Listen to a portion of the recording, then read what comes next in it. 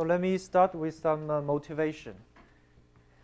Given a smooth projective variety X and a number n, we can define the classical symmetric product by Xn, quotient by the permutation group with the natural action. So we have the classical proposition which says that the cohomology ring of the symmetric product is actually the symmetric product of the cohomology ring. Here, the tensor product and the symmetric product are taken in the graded sense. Okay. However, this symmetric product is a singular algebraic variety when the dimension of X is at least 2. So it's often more desirable to working with some smooth varieties. So the first question that I want to ask is, are there any smooth models for this symmetric product? And among them, we want to choose some best ones. And the second question is, how can we compute their cohomology rings? So the first candidate is kind of cheating, the quotient stack or the rbifold of this quotient. So it is a smooth Delaunay-Mumford stack. And it's tautologically best because we don't lose any information. It's the richest quotient that we can imagine. So the natural question is, what is the reasonable cohomology theory for this rbifold? Fortunately, we have Ruan's rbifold cohomology theory, which is defined to be the classical part of the quantum rbifold cohomology ring, inspired by string theory. Let me recall you some definition of rbifold cohomology, at least in the global quotient case. Let M to be a projective complex manifold with the action of a finite group G. We will firstly define an auxiliary ring, which is called Fantechi-Gottsche ring, or stringy cohomology ring in the paper of Jarvis, Kaufman, and Kimura. So the first step is to define the G-graded vector space of this ring as the direct sum of all the cohomology of the fixed locus with some small shifts of technical shifts of by the edge. So I don't want to talk about this point at the moment. And the ring structure is definitely not the direct product of all these cohomology rings. So the product is called stringy product star. So for an element U in the cohomology of the fixed locus of G and V, an element in the cohomology group of the fixed locus of H, then we define the product as follows. So first of all, we can restrict the U to the fixed locus, the intersection of the fixed loci of G and H, and we can restrict V to this fixed locus, which is subvariety of MH. And we have some natural obstruction vector bundle, FGH, in the fixed locus of MG, H. And we take the we take the cover product of these three guys, and we get a cohomology class in the of MG, H. And then we take the push forward by the natural inclusion into the cohomology of MGH. Okay, so then we have a natural action. We have a natural action, G action on this cohomology ring for two elements GH in the group and X in the fixed locus of G. H point X is defined to be the image of HX, but regarded as an element in M HGH minus. So this action obviously preserves the G grading, and after some work, you can verify that it preserves the stringy product star. So the Ruan's rbifold cohomology ring of this stack is defined to be the invariant subring of this big ring. So that's the definition. So we have a second candidate in the case of the surfaces. So from now on, I will switch a little bit of notation. I will denote X by S, a smooth projective surface. And in that case, we have the Hilbert scheme of subscheme of length n in this surface. I will denote it by S bracket n, which is obviously birational to S symmetric n because generic subscheme of length n just n point on this surface. So the miracle is that S bracket n is a smooth projective variety, and the Hilbert morphism, which associates a subscheme of length n to its supporting n points, well, the supporting cycle of length n, is crepant resolution.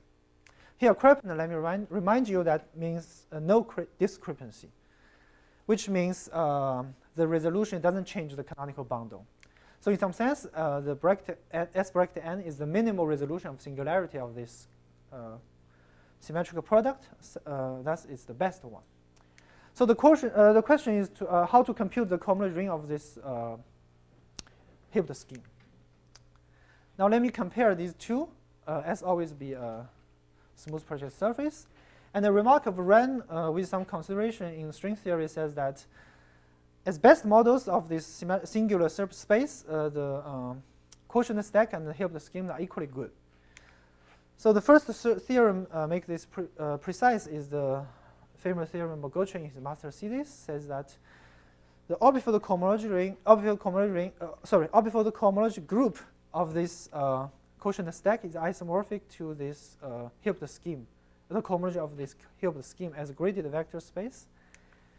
And in the case of trivial canonical bundle, in a paper of Infantiones of Lehn-Sorger and a paper of Duke and Fantechi-Gottsche, they proved that this is actually an isomorphism of Q algebras.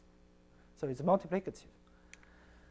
So people would ask what happens when the canonical bundle is not trivial. So I remark that in that case, we have a more general result of Lin and Qin, saying that we have an isomorphism of algebra between the orbifold cohomology ring of the quotient and the quantum corrected cohomology ring of the Hilbert scheme, which comes from some quantum corrections coming from the Gromov-Witten invariance of the curve class contracted by the morphism.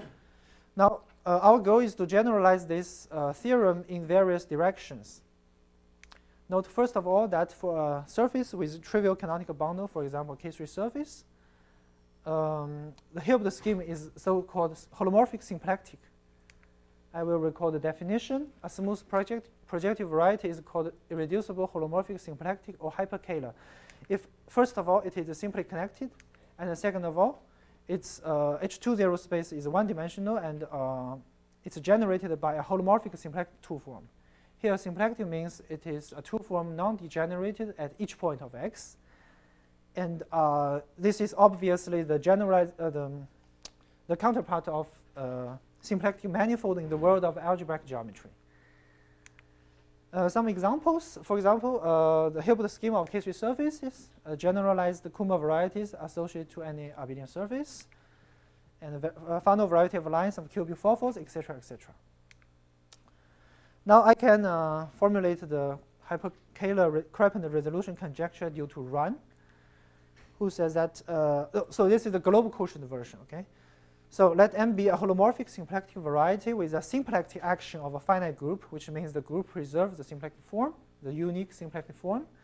And let X be a crepant resolution quotient.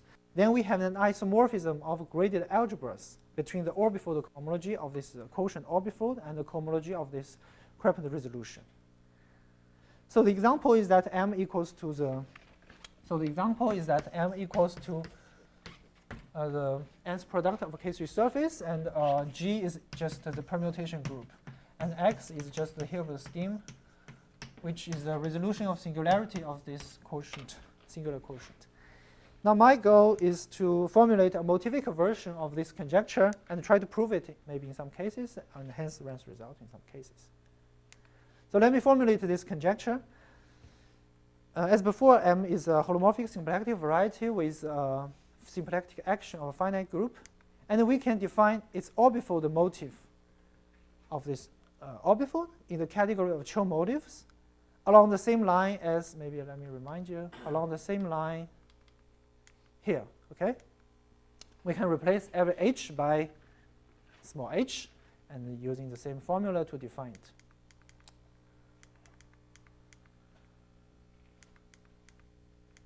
Then the conjecture is that if X is a crepant resolution of this quotient, then we have an isomorphism of algebra objects in the category of Chou motives, classical Chou motives.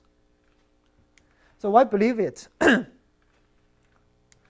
let me say some supporting evidence. First of all, in this example, its Hodge realization of this motive is the theorem of that I speak of. It's Fantechi-Gottsche-Lehn-Sorger theorem. And Marco di Gottardo and Miolini established an additive isomorphism between these two child motives. So it remains to verify the multiplicativity. So thirdly, it fits good with Bourville's conjecture of multiplicative splitting of Bloch-Beilinson type of the child ring of holomorphic symplectic varieties. So that's why I'm interested in this motive thing, because it will induce any statements in a child group, child ring. And this is some work in progress, but I think I can treat the case of Hilbert scheme of K3 surface in a rather indirect way. But I'm looking for a more conceptual way to prove it. So that's all what I want to talk. Thank you.